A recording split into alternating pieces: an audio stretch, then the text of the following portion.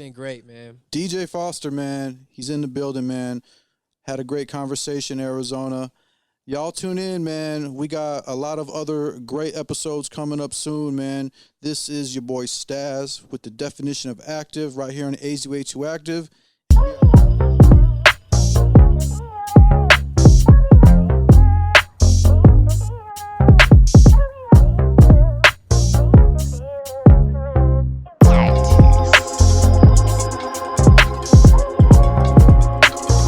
Good, y'all. What's good? It's your boy Staz. I'm back at it again with another episode of the definition of active, only here on AZWay2 Active. Man, tonight we got a special episode. I got a special guest sitting right next to me, man. We got a former player of the year, a state champion at Saguaro High School. You know what I mean? We got a all Pac-12 football player at ASU, a record-setting athlete, football player at ASU, you know what I mean? Homegrown talent.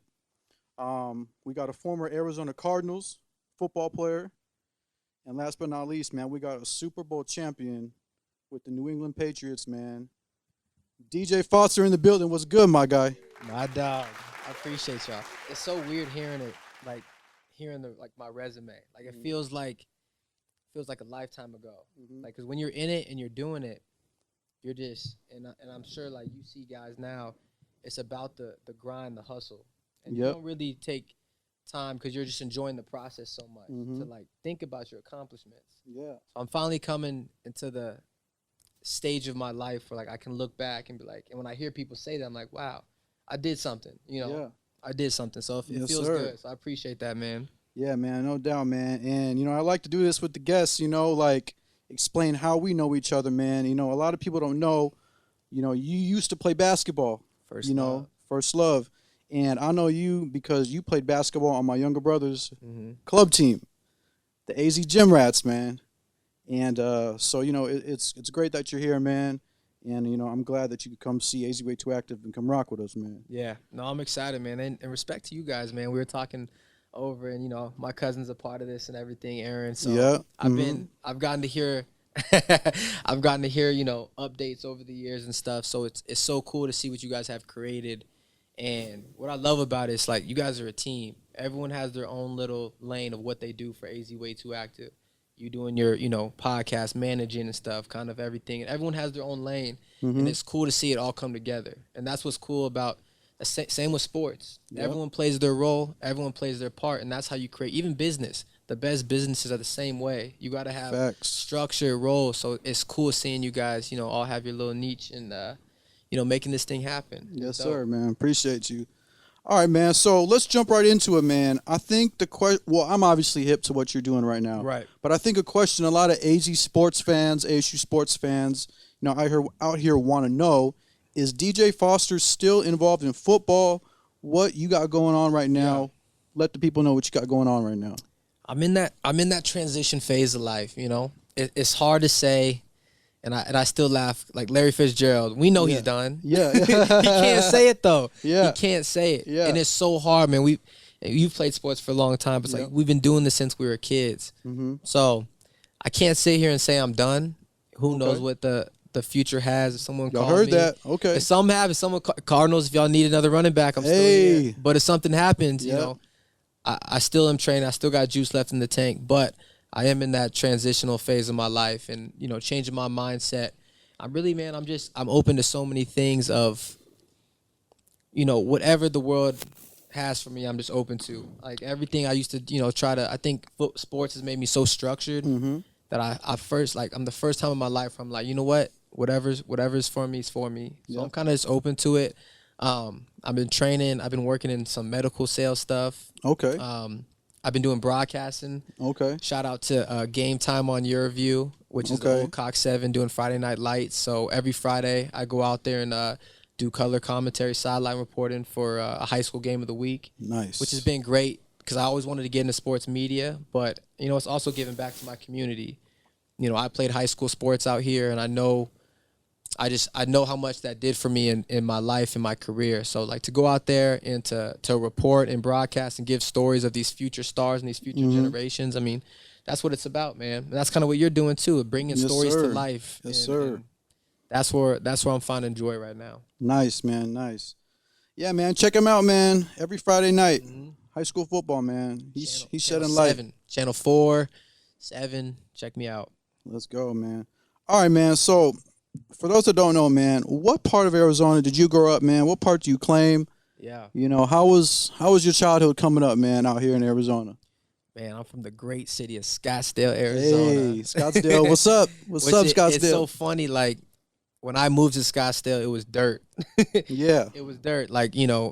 late like 1990, like 899. Like Yeah. Scottsdale wasn't Scottsdale's now. Now Scottsdale has this, huge persona of party, which it is. I mean, Yeah. it's one of the best places to go. To go in the world. You see all these bachelorette parties coming, but at the time, Scottsdale was just a small town. Yeah, it was. So to see how much it's grown, and to be a part of that, and just to be from there, man. I think, and we talked about this earlier. Like Yep. I Mhm.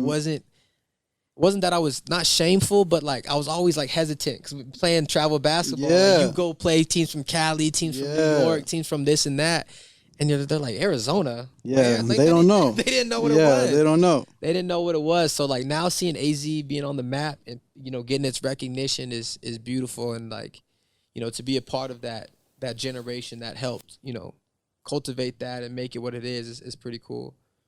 Definitely, man. Definitely. Scottsdale, man. Scottsdale, man. It's growing it's growing daily, It man. is. You know, it's incredible to see the growth out here. It is. All right, man. So coming up, man, who are some football players that you idolize, man? Who are you football looking players, man? Like, at? Yeah. I mean, I've seen so many greats, man. Like even guys like Kadeem Carey, who I competed with. Hmm. And then guys coming through Saguaro. So I went to Saguaro High School, and Yep. I mean they have been a dominant school in Scottsdale and Arizona sports for years now. Still Yeah. putting out guys Mhm. left and right. You got guys like Christian Kirk, who's playing in Jacksonville Christian right Kirk, now. yep. Christian Kirk, Byron Murphy, who Crazy. just took a fumble to win the game against the Vegas Raiders. the other day. Insane. Yeah. That's Scottsdale. Mhm. Scottsdale, So seeing yep. guys out here making plays and doing stuff for the city is awesome. So just so many guys, even basketball. We were talking about Jared Bayless earlier. Yeah. Jared Bayless and guys you've had, Yeah. Jahi Carson, Royce Yeah. Woolridge. I remember playing. I was freshman year. I played basketball at Saguaro. And I remember having to guard Royce Woolridge, and I was like, Yeah. I'm coach. I don't know what to do. Yeah. I'm out of options. He Yeah. was that good. He was crazy. He was that good making plays. But I mean, man, there's been so many guys over the years. Mike Brown, even like the early, like 90s, Mike Brown, guys Yeah. like that to go to Nebraska. Mhm. Mike Brown. Wow. So many guys over the years Crazy. have come out of Arizona. Richie Incognito, like you see guys, Brett Hundley, like Yep, there's still Brett so Hundley. many guys in the league. Cameron Jordan, like there's so many guys Yeah. Cameron that Jordan. you don't even realize, like, dang, he's from Arizona. Arizona has Yeah. produced so many guys, so Insane. it's cool to see. I mean, at one point, I think in 2019, when I was on the Cardinals, we did like a tally of like how many guys on our team that played high school football in Arizona. I think it was like 7. Yeah. From like Terrell Suggs, Brett Hundley, Brooks Reed, Yeah. me, Byron. Like it was crazy. Like we looked around, Insane. like that's not normal. Like Yeah. that doesn't happen often. So that shows you the growth. No, most definitely, man. So, you mentioned playing basketball and how that was your first love, Yes. So, when did you realize, like, okay, I'm going to stick with football. This is what I'm going to do and make a career for myself? It happened late. Late? So Okay. I played as a freshman on varsity at Saguaro. Okay. That's when I guarded Royce Woolridge. Yeah, And okay. I had that experience. I would say my sophomore year, I would say like at the time, whatever the culture was at Saguaro, football was definitely the more dominant sport. And I knew I was good at it, but I didn't realize, it was more of a business decision. I was like, okay, what can I get a scholarship offer? Yeah. How can I get a scholarship to go to school for free Yeah. and go to the next level? And Okay. I realized we were joking about it earlier. I wasn't getting any taller. Yeah. I realized my height was coming to an end. Yeah, And yeah. Seeing, how these basketball players are 6'5". I mean, Steve Nash is 6'3", 6'2", and he looks like a midget on the court. Yeah. So insane. like that's the type of people, you're dealing with. So I made a business decision. I think my sophomore year, I would say at Saguaro in high school, to be like, okay, let me see what this football thing can do. Let me try to make something happen. So that's when I kind of made that transition and just never looked back. You know, I was like, this is my way to, you know, go to college, provide for my family if there's a chance. Yeah. And I just, didn't look back after that. Got you. All right, man. So speaking of Saguaro, man, you hold a number of state records at that school. Do those mean anything to you? Like, did you know you were breaking those records? Did you know, were you hip to any of those records that Saguaro had? What do those mean to you if they mean anything? At the time, I didn't think about it too much.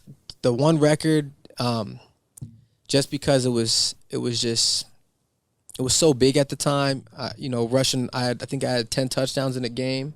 Yeah. And I think I had 10 touchdowns, 500 yards.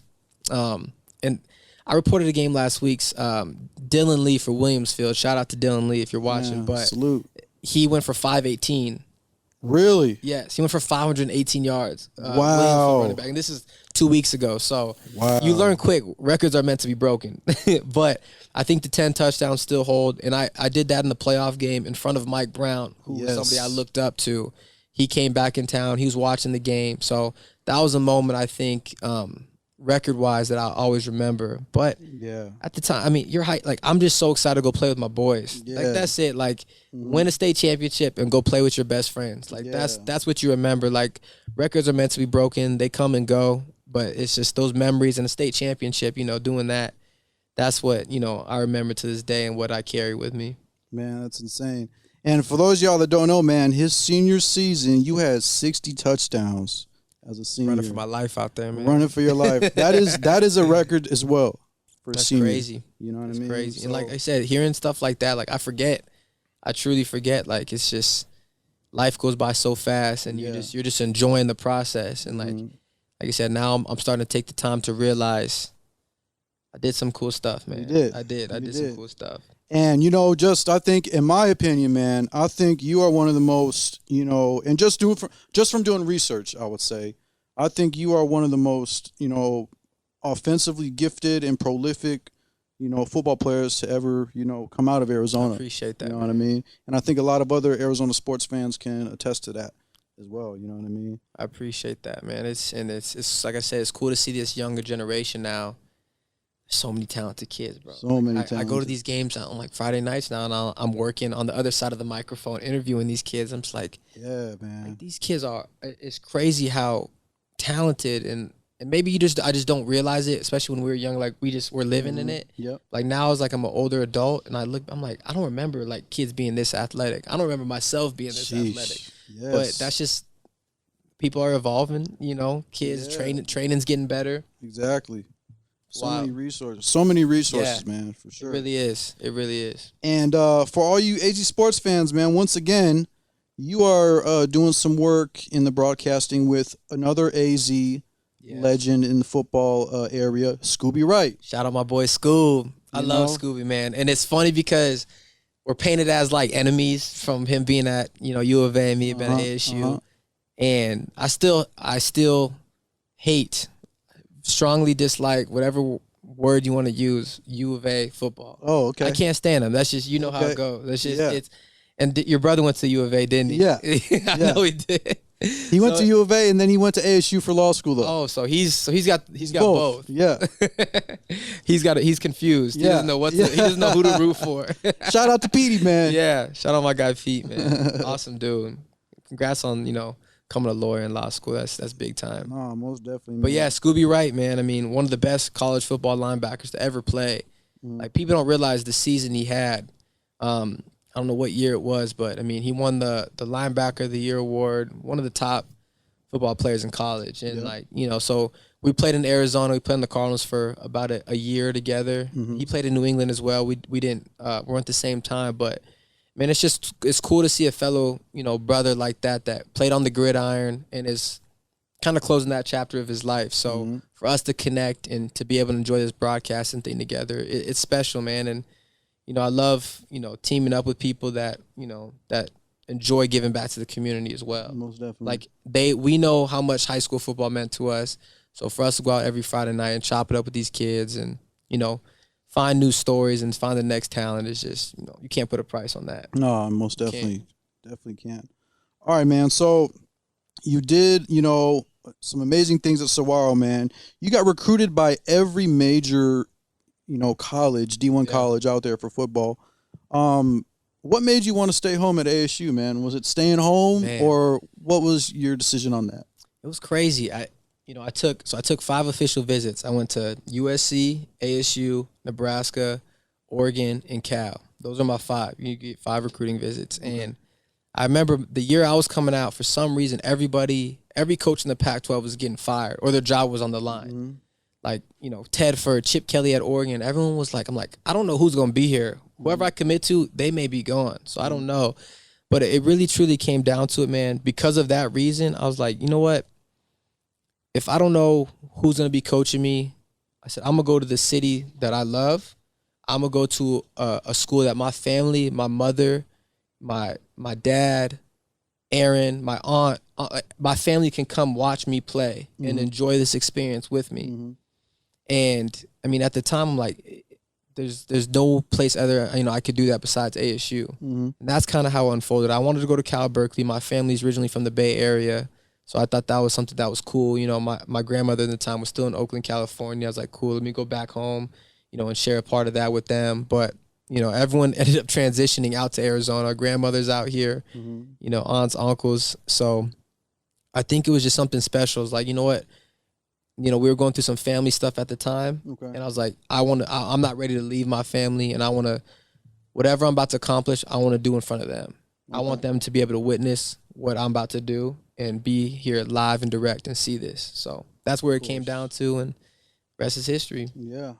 Nice, man. Good stuff, man. Good stuff. Mm-hmm. And at ASU, man, you obviously hold some records out there as well.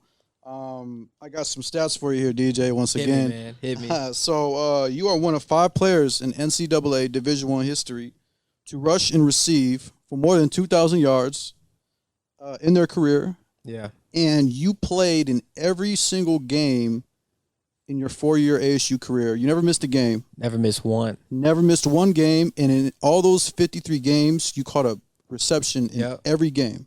Yeah. That's the longest streak in Pac-12 history. That's crazy. No I other didn't know that player in has done Pac-12. that. I did not know that. Yeah. That's wild. What was your secret in staying healthy for 4 years? Because, in football, players get injured very easily. Yeah. What was your secret, man? What did you do to stay healthy and keep your body in tune, man? And then explain how it was going back last weekend, man. Yeah. When ASU played last weekend, Eastern Michigan. Oh, yeah. We got some good stuff to talk about. Yeah, man.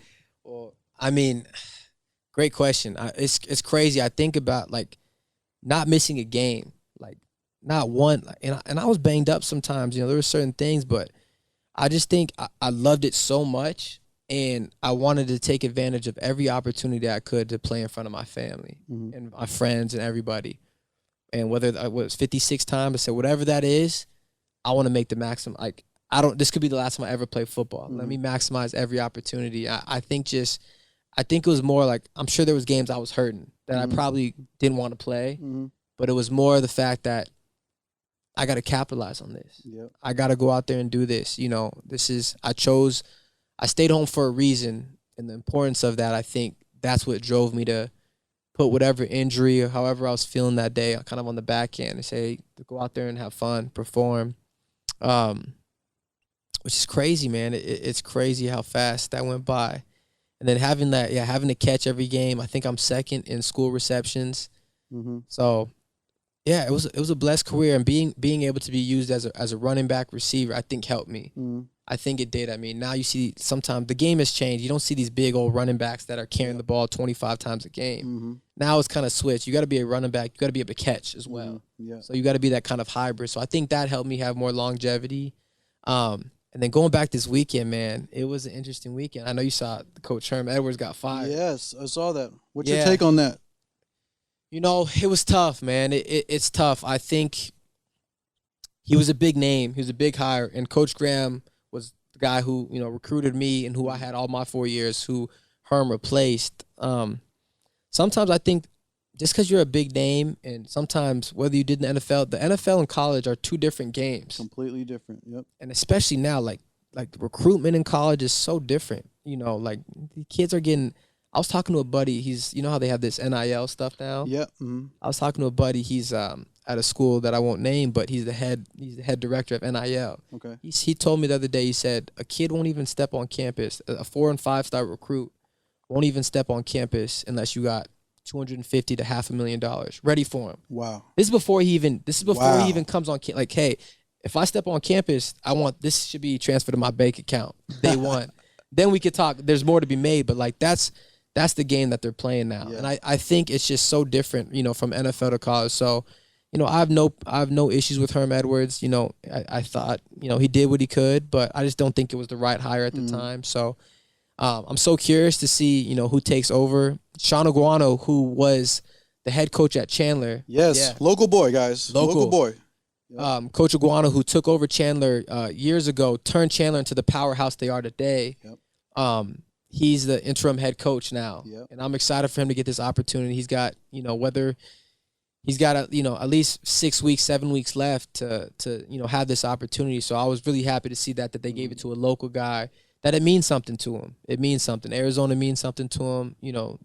High school football, Yep. ASU does. So I'm happy for him to have that opportunity. So we'll see how that kind of plays out.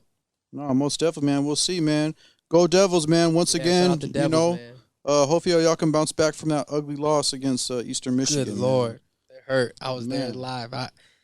It was tough to see, and like when that happened, I knew it was like something's got to change because like you can't be a Power 5 Pac-12 school to lose to Eastern Michigan. Yeah. Like you can't do that. Mhm. And they got Utah this week, who's a tough opponent. But Yes. yeah, so some changes are happening, but ASU's too big of a university, man. There's too many people. It's one of the biggest universities in the world. In the world, yeah. Mhm. Like it's too important. Football's too important. So yeah, they got to turn it around, but they will. And I mean, I'm a Sun Devil at heart, so I'll always root for them and always support them no matter what. No, most definitely, man. Speaking of that, man, I need to go cop me a new Sun Devil football jersey, man. Yeah, you need to get one. Those gold ones are clean. They got some crazy uniforms. I like them. And it's so Oregon started this trend. Remember when Oregon used to have, yeah. everyone would be like Oregon, the little flashy uniforms. Now it's Yeah. like every school's got like a alternative uniform, like some helmets that it's not even the school color, but there's some clean uniforms out there. So yeah, I love it. Okay, and staying on the topic, man, what game stands out to you personally the most at ASU? Favorite game that you played in? That game where you were just like, yo, I'm fucking feeling it. Yeah. And we can curse on here, by the way, if you We want can? to. We can. We can Fuck curse on here. Yeah, man. What game stands out to you, man, playing at ASU, man? What was the most fun, exciting? What's good? Stanford. We played by 2000, my sophomore year, we played Stanford in the Pac-12 championship game. This is a big thing to play in the Pac-12 championship Remember game, that. Mm-hmm. And I had Mayor and Grice was the starting running back for most of the year. I would do running back, receiver. He got hurt. So I had the U of A game to start, and I was the MVP of the Territorial Cup, U of A game. And then, we went on to the Pac-12 championship game against Stanford, and I think I had a 60-yard run, and I had like a 55-yard catch, both touchdowns. Mm-hmm. We were getting whooped, but I've never been in the zone and just felt so free playing. Like I felt like I had wings. Like I would catch the ball and like I would just run and just score. Everything was going right, and like I having the best game of my career ever. Like high school, whatever. Yeah. In one of the most important games, the championship game. And then going in this second half, like the beginning of the second half, I went on the sideline, I caught a swing pass, and somebody went for my knee, and I tweaked my knee, and I was out for the game. Oh, man. So it was like one of those things where I was having the best game of my life in the most important game of my life to injury, and we ended up getting whooped. But that game, and then I'll tell you the most heartbreaking, disappointing game. Not that one. That was more of it was personally it was good, but that hurt. But we were number 6 in the nation. This is the first year of the college football playoffs. Okay. When they had I think it was top 4 teams. Yes. So we just beat Notre Dame at home. Okay. During the daytime, we had gold helmets, swagged out uniforms. Yeah. just beat Notre Dame, number 6 in the nation. I think we had a couple games left, and we went up to Oregon State trap game and got whooped. Wow. Got absolutely whooped. Number Man. 6 in the nation, and just ruined our chances of the playoffs. But those are the 2 games that stand out the most for me, man. And then obviously all the games at U of A. Yeah. All the territorial cups, man. I mean, yeah. those are such big games. You know, Those from are being in the huge. Valley. Yeah. No matter what side of the line you on, it's Yeah. so I think it's the oldest, the longest rivalry in college football sports. Yeah. So Incredible. it's special. Incredible, man. Super special indeed, man. And we'll see what happens this year, man, in that I know. territorial cup. You know? I can't wait for that. I'm so interested, man, because it's just like both programs are not at their best right now. Yeah. So it's gonna be interesting to see, like, but it doesn't matter. It means so much to the state. Yeah, it does. That they could be the worst teams in the Pac-12, and it's like a Super Bowl. I mean, Yeah. you know what it is. It's just it's a Super Bowl. Like, it's a house divided. I mean, no matter what family member went to what, like, you have your team, and it's such a big game for the city. So I'm excited for it too. I mean, that may be the only game to look forward to this year. You gonna go to it? We'll see where it's at. Yeah. If it's here, I'm definitely gonna be there. For sure. I'll definitely be there. He said, "I'm not going to the Tucson. I'm not going. Down to the Dirty T." All right, man. Good stuff, man. So we're gonna transition away from ASU. You, incredible player out there. You were an incredible player out there. Appreciate it. Did a whole bunch of things. When your senior season's over, you obviously, had NFL aspirations. Yeah, And you went undrafted. I did. And signed with the Patriots. Before joining the Patriots, man, can you explain to everybody what is the day in the life of an graduating senior star football player, going through the draft, going through that whole process, man? How is that process? What was your experience like? Yeah, it's crazy, man. I had an interesting kind of perspective of it. I mean, I had a really good college career. Mm-hmm. In my senior year, they switched me to receiver full time. Mm-hmm. And I wasn't as productive. I had a rough year to a point where, like, I even remember talking to my dad at the end of my senior year. I was like, I don't even know if I want to play no more. Like, I remember telling my dad, I was like, I don't know if I love this enough. I was so messed up after my senior year, and he convinced me, and we talked as a family. I was like, okay, cool. Let me go about this. And, started training. You go to a training facility. If you get lucky, you get invited to the combine or a senior bowl. Mm-hmm. There's 3 or 4 different types of bowl games for all the seniors. I went to the Reese's Senior Bowl. I went to the combine, so I was blessed to have both of those 2, which are usually the biggest 2 for seniors coming out. Performed well. Didn't play in the Senior Bowl because I had a passing in the family. I had to leave, and then the draft comes. And the draft process is crazy. You do all these interviews. You go to the combine. You wake up at 3 a.m. and you sit in a room full of doctors. So you literally sit on a table like a science experiment. Wow. And there's doctors from every team, and they have the list of every record of since you were in Pop Warner of what you hurt. Wow. What was nagging, anything. And like doctors will walk up, not even say like, "Hey, how you doing, sir?" Like, start pulling at you. Will like pull my knee, pull my fingers. So you're sitting there like some cattle, like just getting pulled at. And you're an investment. That's how they look at it. It's a business. You're an investment. You're a potential $1 million investment. So they're gonna find what's wrong with you, and that's how it is. And the combine's crazy. It's 4 days of just like absolute like interrogation. Just crazy tests, man. You hear the stories of like guys getting asked like crazy questions. I remember doing an interview. The guy goes, asked me all these stuff about football and stuff. And he goes, "What's my name?" And I'm like, damn. I'm like, he's asking me all these deep life questions. I'm like, I forget his name. And then like you hear about, questions about like people asking like, if you kill one, marry one. Like, it's like they act like little like kid like situations. So it's nuts. But man, you're going through that process, and then the draft day, I had a party. I had some close family and friends over, and I really didn't know what to think. I know I had a bad senior year, but I know I had a good college career. I know the Houston Texans were interested. New England, and the Cardinals. Those were kind of the three teams that were kind of on my radar that I was like, okay, cool. If I get a call, probably be one of those three teams. I fit their system. And yeah, day one goes by, nothing. Okay, I didn't expect to be a first, second round draft pick. My grade was like third or fourth, maybe last day. Day two goes by, nothing. My family's looking around, you know, there's cheese and, you know, crackers out. People are starting to wonder a little bit. Like, what the fuck's like, going on? what are we fucking doing? Yeah. And I'm like, and I'm sitting here like, dang, like I had people over and stuff. I'm starting to feel weird. And day three comes around, nothing. And I'm like, okay, this is it. But what I didn't know is when the moment the draft is over, the undrafted part starts. Really? And I didn't know what that meant or like what that entailed. So I would say within 30 minutes of that last pick of the draft, you're on the phone with your agent. I had 30 minutes to decide where I was going.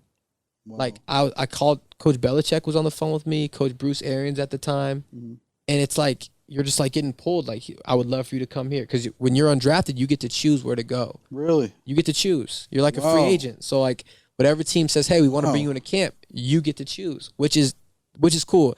That's the only good thing about being undrafted. You're not getting paid much, you're not getting paid really anything, but you do get to choose based off of like what system you think you'd fit the best. So I had 30 minutes to decide between Bruce Arians and the Cardinals and Bill Belichick and the New England Patriots. And I talked to my agent, my family. I'm like, look, I don't know if I play running back, receiver, not sure what I play, but if anyone can figure it out, it's Bill Belichick. So that was my final like decision, the factor of playing into. I'm like, okay, Bill Belichick can figure out what I'm gonna go to. And I was like, I gotta get away from AZ. High school, college. I've been in Arizona long enough. I said, let me go grow.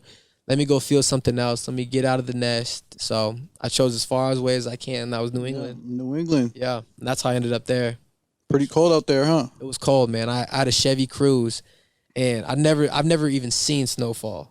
I've never seen snowfall. So like, I'm in the middle of a Boston winter. I'm drifting down the highway, like full on drifting, like trying to put my. I didn't know what to do, man. It's crazy. Like being an Arizona kid, I had no clue what that meant and stuff. But two of the best years of my life, New England. Besides the Super Bowl, I mean that experience is incredible. I mean I know guys, Larry Fitzgerald, I know guys that played for 20, 15 years that have never even been to the playoffs, let alone win a Super Bowl. So my rookie year to do that and be a part of that, is incredible. But just living away, like just to live in a different environment and just be around a different way of life, you know, that was amazing. I think that's helped me grow so much as a man too. Got it. And that's a perfect segue into my next question, man. Your rookie year with New England, you won the Super Bowl with the Patriots, and, you know, in my opinion and a lot of NFL fans' opinions, one of the craziest Super Bowls in think history. It was the first, he's shaking his head. I think it was the first Super Bowl to go to overtime. Yep. If I'm not mistaken. I got to check that, but I think it was the first Super Bowl to go over in overtime. And it was crazy. It was absolutely crazy. I mean, there was times where, like, we were 28-3 at halftime. Yeah. You know, Tom Brady, we come in the locker room, like, I'm looking around, I'm like, okay, like, I'm just a rookie. I'm like, I'm just happy to be here. Yeah.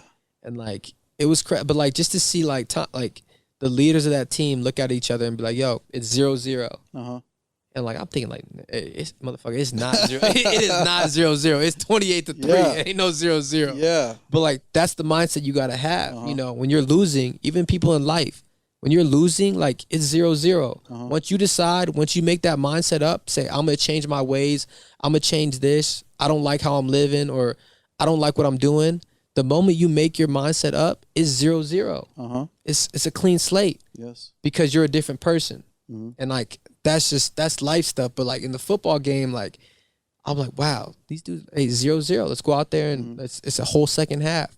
And to be a part of that, man, it was crazy. The Julian Edelman catch, the James White, just everything, man. Like, it was nuts, man. It was an unreal feeling, you know, being a part of that, man, and just seeing greatness work, man. Being a part of Tom Brady, Rob Gronkowski, Julian Edelman, just like seeing these guys that will forever be remembered in the game of football, and to be a part of it as a rookie, like, come on, man. I couldn't have, and to choose that, and to choose New England, like, I could have went a few other places, but I was like, I got to go here. Exactly. And as uncomfortable as it was and as weird as it was to go across the country and changed the way of my life. But like I'm like I knew this is what I needed to do. So.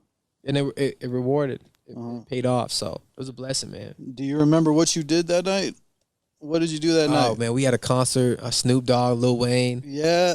Man, we had a whole concert on stage. I just remember being on stage with Lil Wayne. It was a long night. I know that for a fact. And like, what's funny, like, parents, family, so like my mom's drunk as hell, dad's drunk as hell, coaches, coaches you never think that like would drink because you're in work mode all season long, especially like the playoffs. Yeah. So seeing like Bill Belichick like chug 2 beers, I'm like what? I'm like what is happening right now? You know, see Tom Brady, shotgunning a beer. Yeah. It's crazy, man. Just to see that, but like it's so much hard work and there's so much time and effort put into to get to that point. And that's why like you see people just let loose because like it takes a team. Just like what you guys are doing with AZ Way to Act. Like it's a team and it's everyone knowing their role to create success. Because you can't have that. If everyone's trying to do something else, like, oh, I want to do it. Like, no, you got to know your role. And that's what New England did so well. Yep. Everyone knew they're part of the team and they played it well. Yes. They played it the best that they can. And then you reap from that reward. You benefit from that because of that selfless act. Like, hey, I may feel like I can do this, but I know this is what the team needs. And understanding that, I think that's what creates a winning culture and a winning environment, for sure. Incredible, man, incredible. So, that's a great story, man. What great memories, man, to keep with you for life. Yeah. I never thought I would see Bill Belichick or shotgun a beer with Bill Belichick. Bill Belichick shotgunning a beer. Yeah, with me. Wow.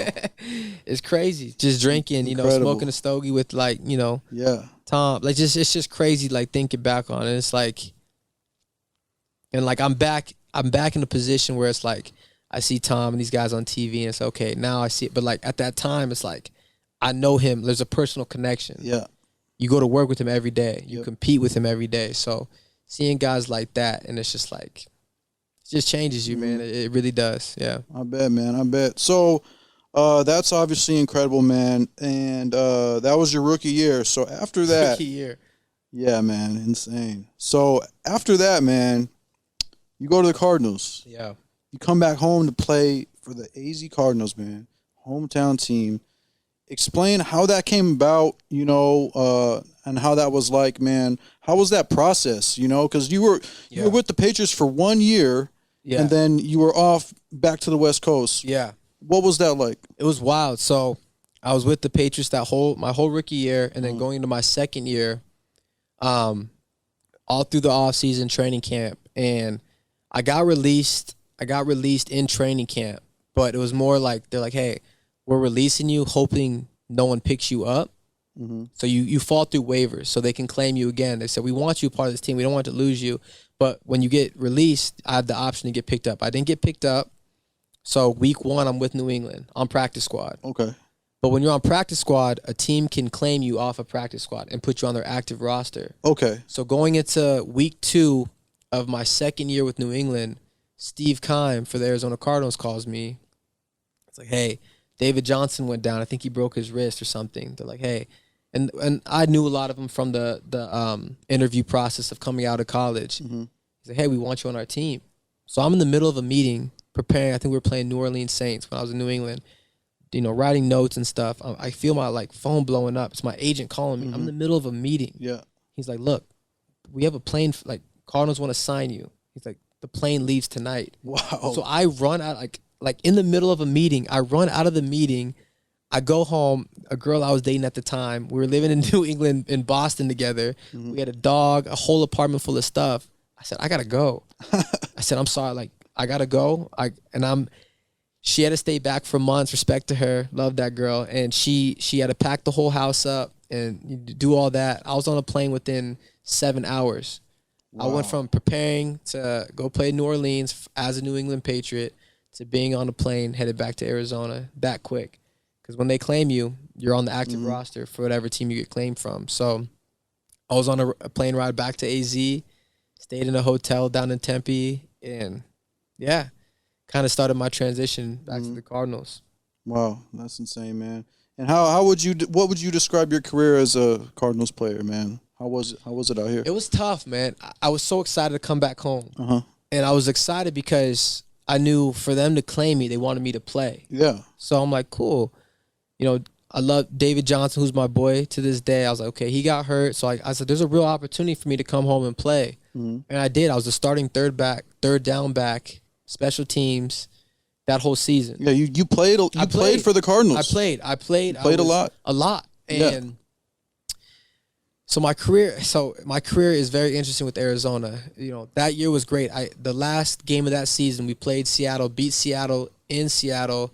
You know, I had a kick return, I had a big catch, a couple of big runs, a couple of big blocks. I was a very active part of the offense. Yes. Mm-hmm. So I ended that year, I'm like, cool, I'm going into year 3. I have, 6-7 games of like legit film of being a part of this team, playing offensively, special teams. I'm set up in a good position. Maybe something's coming my way, paid, whatever it is, an opportunity. And then, Bruce Arians retires. Yes. He was sick, and it was a weird year. His health wasn't the best. So I saw that coming. I'm like, damn, okay. And that's what's tough about it. It's like when you're in the NFL, like coaches have their players. They do. They do. Coaches have their players. They have the system they like. They're like, okay, this is my guy. And so when he retired, I'm like, okay, well, what's next? And then year 2, Steve Wilkes. So pretty much fast forward, and then I kind of got pushed more to a special teams role. So my third year, I ended up actually tearing my ACL, which set me back a little bit. Yeah.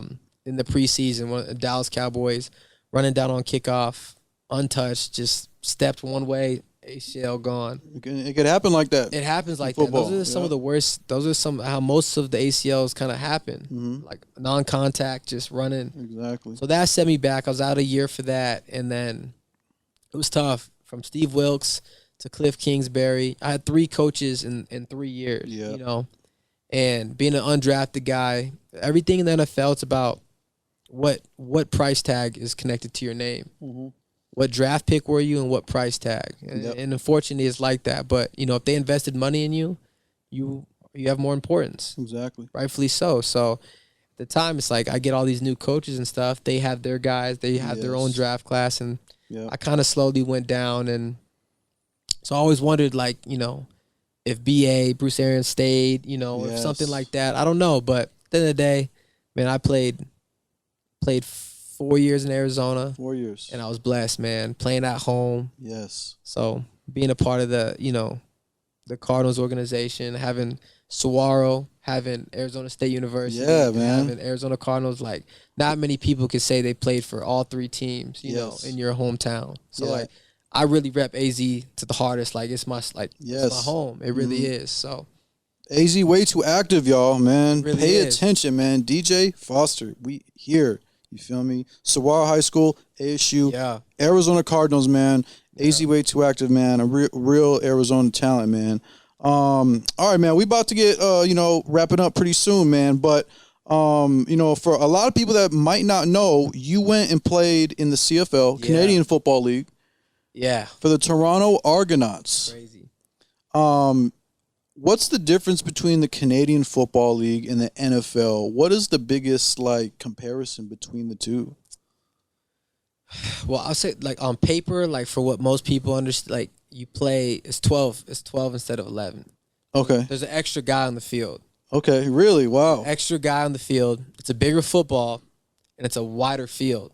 Really? So those are the 3 differences actually come to the gameplay of the game. Okay. So you usually have an extra DB and an extra receiver compared to the NFL. But I would say, it was a great competition, man. I went up there literally. I was sitting at home. I was like, "Am I done with football? Am I retiring? I don't know what I'm doing." Yeah. And I get presented this opportunity to go to the CFL, and I only would go to Toronto. I told myself that because friends would ask me would you ever consider playing the CFL? I'm like, no. And then Toronto calls me. I had a buddy reach out. Toronto calls me hey, running backs went down in camp. We would love for you to come. I was like, fuck it. Yeah. And I was on a plane. I went from thinking I was never going to play football again to I was on a plane within 24 hours going to Canada. Canada. to playing this game I have no clue about. So I'm on the flight, man. I'm on the flight trying to read the rule books, because it's different. It's a completely different game. Yeah. Besides those 3 things that I just told you, like there's a bunch of like minor details. Like you can run to the line of scrimmage. Like you don't stand at the line of scrimmage as a receiver. You run. You can run 15 yards. Really? You can get a full speed, Wow. like going into the line of scrimmage. So the game's very different, but it was fun, man. Yeah. I had a one of the best years of my life up there, going up and playing for that organization. Kind of getting away from home, clearing my head, just enjoying life. Living in Toronto, it was beautiful, beautiful city, beautiful people. So I loved it. Yeah, it was a great experience. And playing football, like I got to play running back. You played, yeah. I got to You're play still running playing, back, yeah. and it was crazy. I think that was the universe saying like, hey, if this is it for you, I want you to experience this one more time. Yes. Not playing special teams, like that's all fun. Like that's a job in the NFL, but like go play what you grew up and how you found your love for football. And that was playing running back. That was scoring touchdowns. Yeah. That was catching. That was running. That was making plays. Like Yes. that was like putting on for like my last name, my city, like my family, you know. And I got to go do that one more time. Yes. So I told myself, like, if this is it, if I never play again, I got to experience that at least one more time. And I'm so grateful for that. Yes, for sure, Yeah. man. That's quite the career, man, and it's quite. If this is the end, man, that is quite the send off, man. Just really going hard out there in Canada. That's it, man. Get a You couple know, touchdowns. In the 6. In the 6. In the 6, Loved it, man. Loved it. Yeah, man. All right, man. So we about to wrap it up, man. Last but not least, DJ. Obviously, we talked way earlier about the youth and the talent that's coming up out here in Arizona. What advice do you have? What advice do you have to the young athletes out here in football that are trying to make it to the level you did and to be successful? What does it take, for a young athlete coming up playing football, through high school, through college, and trying to make it to that level in the NFL? Yeah, I mean, there's a ton of things, but I for me the most important thing was just like attention to detail, time management, like understanding that you can't do everything else that your friends are doing. Like you want to be successful in anything, and that's not even just sports. Like no matter what a young kid wants, like even as an adult, I think a lot of people fail at that. They don't realize like you got to sacrifice a lot. You want something in this world, you got to sacrifice a ton, and it's gonna be uncomfortable, and it's not gonna be fair. But that's the risk, and that's what you put forth to experience that success. So for these kids, like just understand, like look. Your friends may be going to a party. Your friends may be doing that. And trust me, I enjoyed my high school career. I wasn't no perfect kid, but like there was times where like I had to make a decision. I got practice in the morning. Can I go do that? Paying attention to those choices and understanding that every single choice can have an impact on your future. And you may get lucky sometimes, but sometimes you're not going to get lucky. So understanding the situations you're putting yourself in, understanding the opportunity you have, and to just capitalize on each and one of those, man. I think those are the most important things, and life's not fair, man. Like sometimes life is hard.